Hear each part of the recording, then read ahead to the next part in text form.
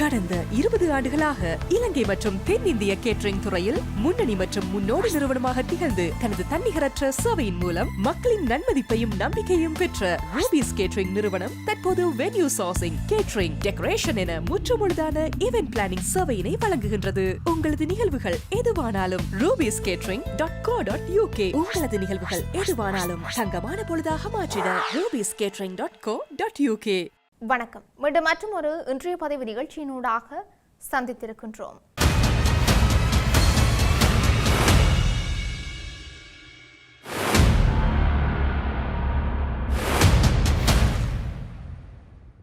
பாகிஸ்தானில் அமெரிக்காவும் ஈரானும் அமைதி பேச்சுவார்த்தை நடத்தி கொண்டிருந்த வேளையில் நெதன்யாகுவின் ஒரு தொலைபேசி அழைப்பு எல்லாவற்றையும் மாற்றிவிட்டது என்று ஈரான் வெளிவிவகார அமைச்சர் சையத் அப்பாஸ் அராக்சி குற்றம் சாட்டியிருக்கின்றார். அமெரிக்காவுடனான பேச்சுவார்த்தைகள் தோல்வியடைந்ததற்கு பெஞ்சமின் நெதன்யாகுவே காரணம் என்றும் அவர் குறிப்பிட்டிருக்கின்றார்.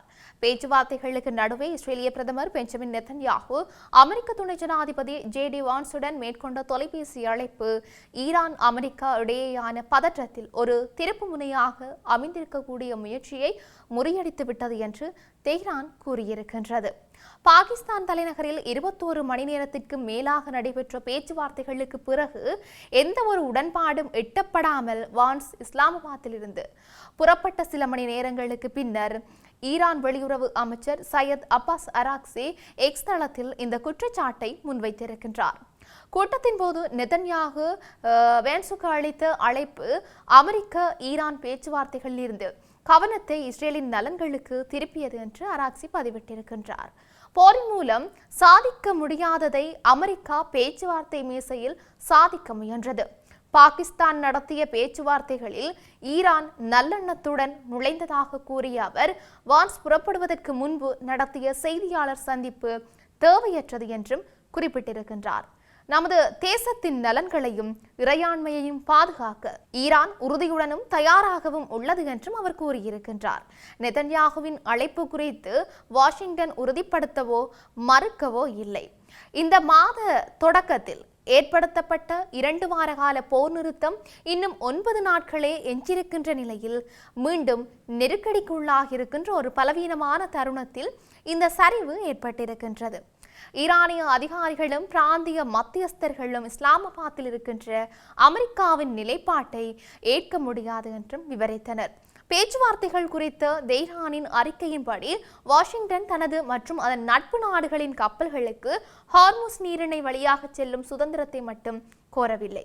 மாறாக ஈரானின் யுரேனியம் செறிவூட்டும் திட்டத்தை முழுமையாக கைவிடுவதையும் அதன் தற்போதைய யுரேனியம் கையிருப்பை ஒப்படைப்பதையும் கோரியது. வான்ஸ் இந்த நிபந்தனைகளை வாஷிங்டனின் இறுதி மற்றும் சிறந்த சலுகையாக முன்வைத்ததாகவும் அதை ஈரான் நிராகரித்ததாகவும் கூறப்படுகின்றது. என்ன கோரப்பட்டது அல்லது வழங்கப்பட்டது என்பது குறித்த விரிவான அறிக்கையை வெள்ளை மாளிகை வெளியிடவும் இல்லை.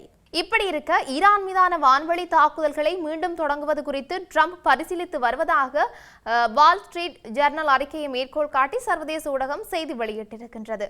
ஹார்முஸ் நீரிணையை நெருங்கும் எந்தவொரு இராணுவ கப்பலும் தற்போதைய போர் நிறுத்தத்தை மீறுவதாக கருதப்பட்டு கடுமையாக நடவடிக்கை எடுக்கப்படும் என்று ஈரானின் புரட்சிகர பாதுகாப்பு படை தெரிவித்திருக்கின்றது. இந்த நிலையில் ஈரானிய கொடியுடன் கூடிய 3 கப்பல்கள் ஹார்முஸ் நீரிணையை கடந்து அரபிக்கடலுக்குள் நுழைந்துள்ளதாக மைரன் டிராபிக் தரவுகள் தெரிவிக்கின்றன. ஈரானிய துறைமுகங்களுக்கு உள்ளேயும் வெளியேயும் செல்லும் அனைத்து கடல்வழி போக்குவரத்தையும் தடுக்கப் போவதாக அமெரிக்க இராணுவம் அறிவித்திருக்கின்றது. அமெரிக்க மத்திய கட்டளை பிரிவு ஞாயிற்றுக்கிழமை மாலை வெளியிட்ட அறிக்கையின்படி ஏப்ரல் 13 திங்கட்கிழமை கிழக்கு நேரப்படி காலை 10 மணி முதல் இந்த முற்றுகை நடைமுறைக்கு வருவதாக தெரிவிக்கப்பட்டும் இருந்தது. ஈரானுக்கு சுங்க கட்டணம் செலுத்திய சர்வதேச கடல் பகுதியில் இருக்கின்ற ஒவ்வொரு கப்பலையும் அமெரிக்க படைகள் இடைமறிக்கும் என்றும் ஜனாதிபதி டொனால்ட் ட்ரம்ப் ஞாயிற்றுக்கிழமை தெரிவித்தும் இருந்தார்.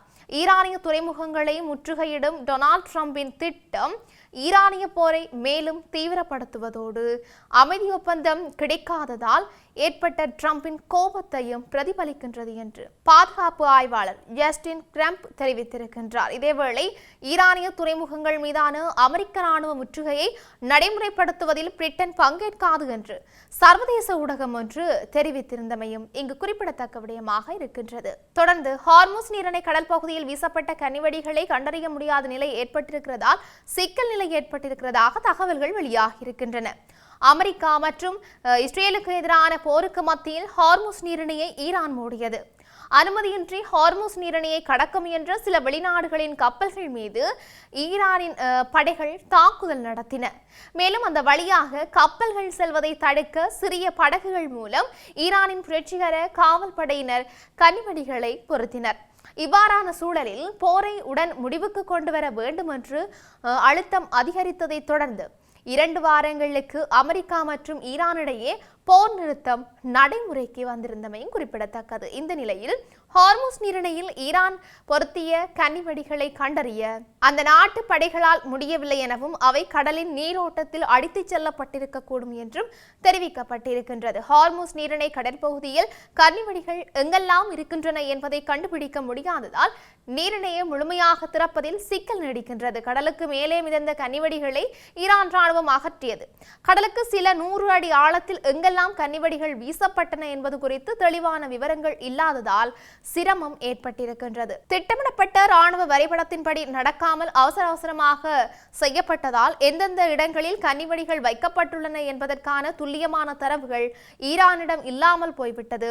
இதன் காரணமாக சிக்கல் நிலை நீடிப்பதாக ஊடகங்கள் செய்தி வெளியிட்டும் இருக்கின்றன. இவை இப்படி இருக்க, நிலக்கரிக்கான விலைமனு கோரலில் இடம்பெற்றதாக கூறப்படும் முறைகேடுகள் குறித்து விசாரணை நடத்துமாறு கோரி குற்றப்புலனாய்வு திணைக்களத்தில் முறைப்பாடு ஒன்று பதிவு செய்யப்பட்டிருக்கிறதாக தகவல்கள் வெளியாகி இருக்கின்றன. ஐக்கிய மக்கள் சக்தியின் நாடாளுமன்ற உறுப்பினர் முஜிபுர் ரஹ்மான் உள்ளிட்ட அந்த கட்சியின் முக்கியஸ்தர்கள் சிலர் இன்று குறித்த முறைப்பாட்டை வழங்கியிருக்கிறதாக தெரிவிக்கப்பட்டிருக்கின்றது. குறித்த விலை மனுவை ஜனாதிபதிக்கு நெருக்கமான ஒருவருக்கு வழங்குவதற்கு நடவடிக்கை எடுக்கப்பட்ட விதம் தொடர்பான குரல் பதிவு ஒன்று வெளியாகியுள்ளதை தெரிவித்து இந்த முறைப்பாட்டை அவர்கள் சமர்ப்பித்திருக்கின்றார்கள். இது குறித்து முஜிபுர் ரஹ்மான் கருத்து தெரிவிக்கையில், ஒரு குரல் பதிவு வெளியாகியிருக்கின்றது, அதை கேட்கும் போது அங்கேயும் ஒரு மோசடி நடந்துள்ளது என்பது புரிகின்றது என்றும் ஜனாதிபதிக்கு மிக நெருக்கமான ஒருவருக்கு இந்த டெண்டரை வழங்க வேண்டும் என்பது தொடர்பான கலந்துரையாடல் அந்த குரல் பதிவில் இருக்கின்றது என்றும், எனவே அந்த குரல் பதிவு மற்றும் அதில் இடம்பெற்றுள்ள விடயங்கள் குறித்து உடனடியாக விசாரணை நடத்துமாறு கோரி இன்று குற்றப்புலனாய்வு திணைக்களத்தில் முறைப்பாடு செய்திருக்கின்றோம் என்றும் தெரிவித்திருக்கின்றார். அந்த குரல் பதிவில் ஜனாதிபதியின் பெயர் மற்றும் அவருக்கு மிக நெருக்கமான தொழிலதிபர்களின் பெயர்கள் குறிப்பிடப்படுகின்றன. இதன் மூலம் அங்கேயும் தெளிவாக ஒரு மோசடி நடந்துள்ளது என்பது உறுதியாகின்றது என்றும் அவர் தெரிவித்திருக்கின்றார். இப்படி இருக்க நாட்டில் இன்னும் என்னெல்லாம் நடக்கப் போன்றது என்று நாங்களும் பொறுத்திருந்து பார்க்கலாம். மீண்டும் மற்றும் ஒரு பதிவினூடாக சந்திக்கலாம். வணக்கம்.